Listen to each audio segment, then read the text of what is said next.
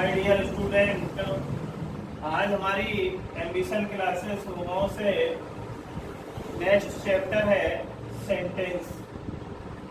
क्योंकि ग्रामर को स्टार्ट करने से पहले मैं आप लोगों को बेसिकली बताना चाहता हूँ, क्योंकि टेंस सीखना बहुत ही आसान चीज है। ग्रामर मेडिकल में जब तक आप उसका बैकग्राउंड नहीं जानेंगे, लोग कहते हैं, बहुत से क्वेश्चन मेरे सामने आए, लोगों ने किए कि साहब बात कितने प्रकार के होते हैं। तो बात बच्चे जब कोई आंसर देता है तो दो प्रकार के होते हैं, कोई 3 प्रकार का बोलता है, बोले सिंपल होता है, नेगेटिव, इंटरोगेटिव ऐसे होते हैं। लेकिन नहीं, आपके जो सेंटेंस है, बात की जो है, मैं आपको बताने जा रहा हूँ कि कितने प्रकार के होते हैं, उसमें के कितने कितने पार्ट्स होते हैं डिवाइड। तो सबसे पहले आप ये बात जानने से पहले हमारे चैनल को सब्सक्राइब करेंगे, लाइक करेंगे, बेल आइकन का बटन दबाएंगे, जिससे हमारी कोई भी नोटिफिकेशन आपसे वंचित न रह जाए। इसलिए मैं आपको अब बताने जा रहा हूँ कि सेंटेंस क्या होता है। What is the definition of sentence. तो देखिए लिखा है आपका कि a group of words which has a complete sense is called sentence। यानी शब्दों का वह समूह जिसका वास्तविक अर्थ निकले वो हमारा वाक्य कहलाता है। अब आते हैं समस्या की टाइप्स क्या है, कितने प्रकार के होते हैं। तो हमारे जो सेंटेंस है वो 5 प्रकार के होते हैं। कितने प्रकार के होते हैं? 5 के। Number 1 assertive sentence. Assertive sentence होता है हमारा विध सूचक वाक्य। इस असर्टिव सेंटेंस में हमारे 2 पार्ट्स होते हैं। कितने होते हैं? 2 पार्ट्स होते हैं। यानी अफर्मेटिव सेंटेंस आता है और इसमें नेगेटिव सेंटेंस आता है। अफर्मेटिव सेंटेंस क्या होता है? फॉर एग्जांपल मैं आपको दे रहा हूं कि जैसे ये है एक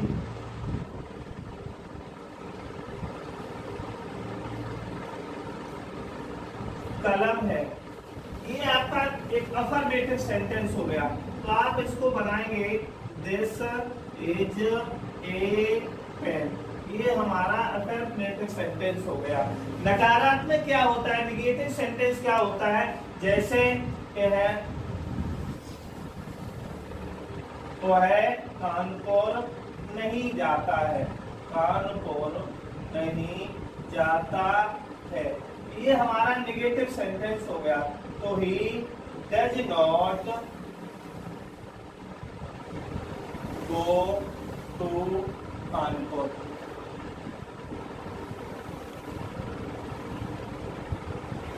इस तरीके से हमारे अफर्मेटिव और नेगेटिव मींस, यानी ये जैसे है एक कलम है, ये हमारा अफर्मेटिव वाक्य हो गया। किसी काम को करने के लिए जिसमें मना किया जाता है वो हमारा नेगेटिव सेंटेंस होता है। जैसे वह कानपुर नहीं जाता है, तो he does not go to Kanpur. Next sentence आता है हमारा इंटेरोगेटिव सेंटेंस। दूसरा होता है इंटेरोगेटिव सेंटेंस।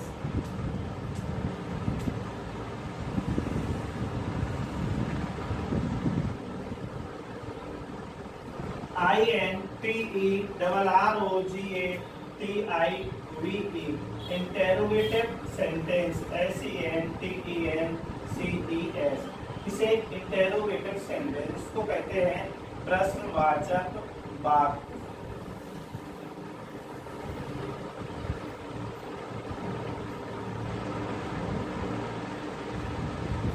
ये हमारा इंटेरोगेटिव सेंटेंस रहा। इंटेरोगेटिव सेंटेंस में सेकेंड है आपका इंटेरोगेटिव सेंटेंस। दूसरे में अब हमारे इंटेरोगेटिव सेंटेंस है, यानी इंटेरोगेटिव सेंटेंस है 2 टाइप्स। ये भी 2 प्रकार के होते हैं। कौन कौन से? Number 1 single interrogative sentence, number 2 double interrogative sentence. अब सिंगल इंटेरोगेटिव क्या है हमारे सामने आती है कि सिंगल इंटेरोगेटिव सेंटेंस कौन से होते हैं? वे वाक्य जो इनमें सबसे पहले क्या से प्रारंभ होते हैं। किससे प्रारंभ होते हैं? क्या से। तो ऐसे वाक्यों में हम क्या की अंग्रेजी है उस टेंस की सबसे पहले साइक्रिया का प्रयोग करते हैं। ये हमारे सिंगल इंटेरोगेटिव सेंटेंस कहलाते हैं। यानी जिन वाक्यों के भी प्रारंभ में क्या दिया होता है वो हमारे सिंगल इंटेरोगेटिव वाक्य होते हैं और अंतिम में प्रश्नवाचक चिन्ह का प्रयोग अवश्य होता है। फॉर एग्जाम्पल, जैसे हम आपसे एक वाक्य दे रहे हैं आपको, क्या राधा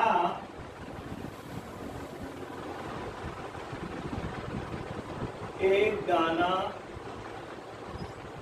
गाती है, ये हमारा सिंगल इंटेरोगेटिव सेंटेंस है। अब इसकी हम अंग्रेजी क्या सबसे पहले दिया है, मैंने जान लिया कि ये वाक्य हमारा इंटेरोगेटिव है, अंतिम में क्वेश्चन मार्क चिन्ह दिया है, तो हमने इसमें समझ लिया कि ये वाक्य हमारा सिंगल इंटेरोगेटिव है।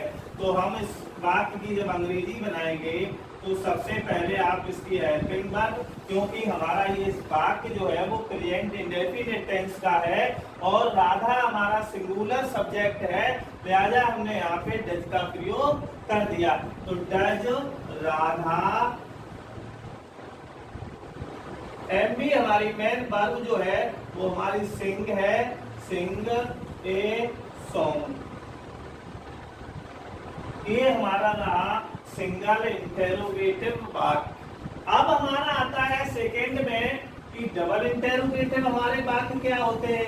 डबल इंटेरोगेटिव वो वाक्य होते हैं जिन वाक्यों के बीच में क्या, कब, कौन, कहां, क्यों, किस दिया होता है, वे हमारे सेंटेंस जो होते हैं वो डबल इंटेरोगेटिव में आते हैं। अच्छा, आइए हम आपको एक वाक्य देने जा रहे हैं, जैसे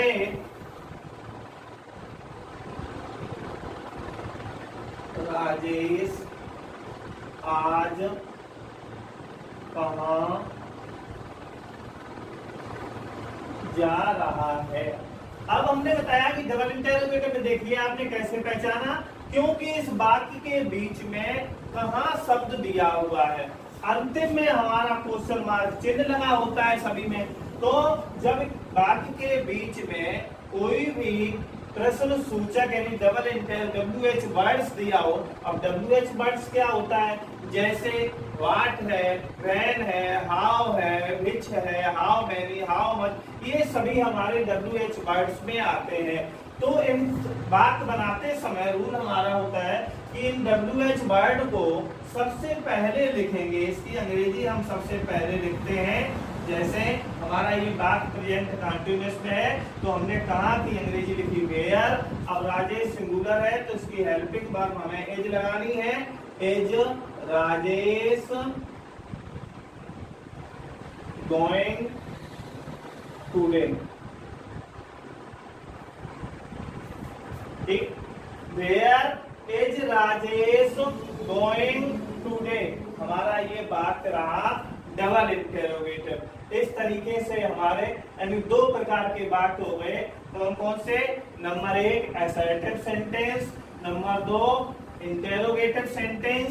असर्टिव के भी दो प्रकार मैंने आपको बताए। असर्टिव सेंटेंस में कौन कौन से आते हैं, अफर्मेटिव सेंटेंस और निगेटिव सेंटेंस।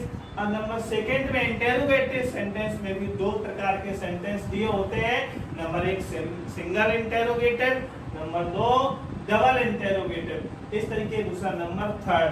तीसरा नंबर है आपका इंपरेटिव सेंटेंस, IMPERATIVE।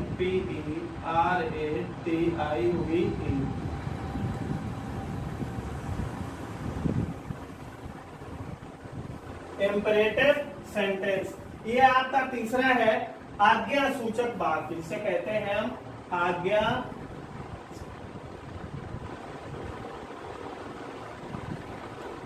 सूचक वाक्य। इंपरेटिव सेंटेंस क्या होते हैं, वे वाक्य इंपरेटिव सेंटेंस होते हैं जिनमें हमें सलाह, किसी भी प्रकार की आज्ञा, प्रार्थना महसूस होती है, वो हमारे वाक्य इंपरेटिव सेंटेंस कहलाते हैं। इंपरेटिव सेंटेंस में है क्या आपका कि इसमें हमारा जो यू है मीन्स जो हमारा सब्जेक्ट है वो छिपा होता है, ओपनिंग में नहीं होता है। लिहाजा हमारा ये वाक्य जब हम इसको इंग्लिश में मॉडिफाई करते हैं तो इसको हम मेन वर्ब से स्टार्ट करते हैं। किससे करते हैं? मेन वर्ब से करते हैं। तो मैंने एक फॉर एग्जांपल जैसे आपको दे रहे हैं,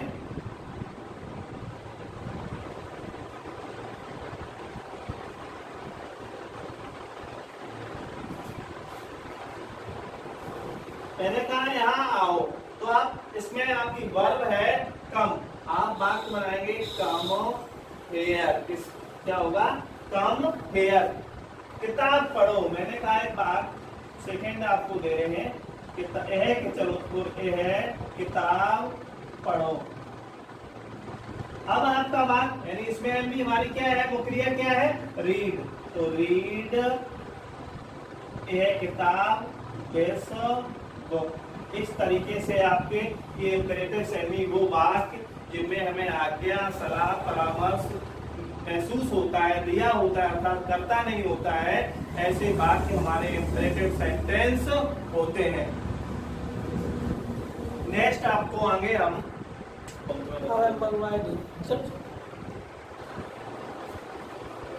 तो नेक्स्ट है हमारा एक्सक्लेमेटरी सेंटेंस, कहते हैं विस्मयाद बोधक वाक्य। इनमें क्या होता है कि जिन वाक्यों में खुशी या आश्चर्य या दुख प्रकट किया करते हैं तो वो वाक्य हमारे एक्सक्लेमेटरी सेंटेंस होते हैं। अब जैसे फॉर एग्जांपल कितना सुंदर इंद्रधनुष है, तो आप बनाएंगे how beautiful the rainbow is. तुम कितने चतुर लड़के हो। तो what a clever boy you are. इसमें आपका इस तरीके से ये बात हमारे एक्सक्लेमेटरी के हैं। लास्ट आपका सेंटेंस है ऑप्टेटिव सेंटेंस। ऑप्टेटिव मीन्स होता है इच्छा सूचक वाक्य। इच्छा सूचक यानी इसमें अपनी इच्छा को प्रकट करने के लिए, यानी भगवान से किसी भी प्रकार की प्रार्थना करने के लिए, अपनी प्रार्थना या इच्छा को महसूस करने के लिए इस सेंटेंस प्रयोग किया जाता है। जैसे मैंने किया भगवान तुम्हें चिरायु यानी आपको लंबी उम्र दे, तो आप बना सकते हैं मे लिव लॉन्ग। दूसरा सेंटेंस दिया है ईश्वर तुम्हारे बच्चा की रक्षा करे, तो may God protect your son. इस प्रकार हमारे ये जो वाक्य हैं 5 प्रकार के होते हैं, यानी इस बात हमारे फिनिश होते हैं। तो अब आज से आप ये नहीं कहेंगे कि वाक्य हमारे एक प्रकार के, सिंपल, नेगेटिव, 2 प्रकार के, ऐसा नहीं। कोई भी आपसे पूछता है कि सेंटेंस कितने प्रकार के होते हैं, तो आप बोलेंगे कि हमारे जो सेंटेंस हैं वो मुख्य 5 प्रकार के होते हैं। वो आपको जैसा कि मैंने बताया है आप इसको लर्न करेंगे अच्छी तरीके से। अब कोई भी इसको यानी किसी भी प्रकार से आप इसमें गलती नहीं करेंगे। तो आप हमारे चैनल को सब्सक्राइब और लाइक का बटन जरूर दबाएं सभी लोग।